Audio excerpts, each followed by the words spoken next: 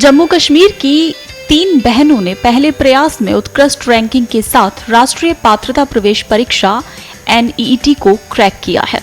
चचेरी बहनों ने अपनी बुनियादी योग्यता श्रीनगर के इस्लामिया हायर सेकेंडरी स्कूल से प्राप्त की। घाटी में दशकों के विद्रोह के बावजूद उचित कोचिंग और माता पिता के मार्गदर्शन की मदद से उन्होंने नीट परीक्षा को क्रैक किया है। पिछले कुछ वर्षों से घाटी के युवा प्रतियोगी परीक्षाओं सहित विभिन्न क्षेत्रों में जबरदस्त प्रदर्शन कर रहे हैं। पहले से एक साथ ही पढ़ते थे, we went to school together, we joined coaching together, और हमारे बीच हमेशा ऐसा होता था कि वी शुड क्वालिफाई। हमने सोच के रखा था कि we all will become doctors and will qualify MBBS।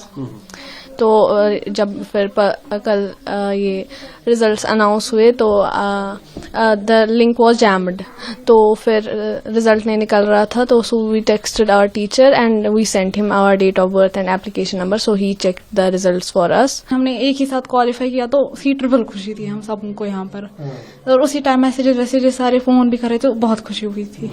आपकी जो इनिशियल स्कूलिंग है, हमने सुना है कि एक प्रोमिनेंट हेरिटेज स्कूल से आपकी जो बेसिक जी इस्लामिया हायर सेकेंडरी स्कूल जो राजौरी कदल में वाक़ा है वहीं पर हुई थी। वहीं हम नर्सरी से लेकर 12th तक पढ़े थे।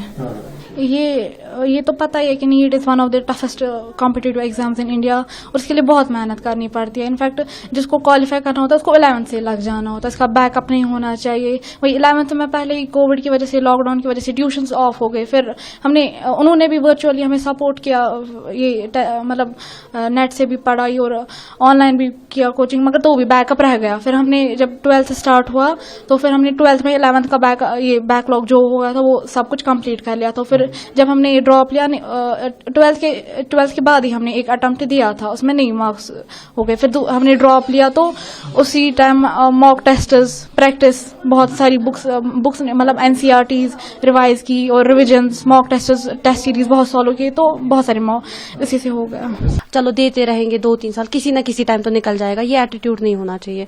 मतलब हमें टीचर भी कहते थे, जो हमारे मुबश्शिर सर है, जब हमारी फर्स्ट टाइम ओरिएंटेशन हुई थी तो उन्होंने हमें बोला था कि you should remember this is our first and last attempt.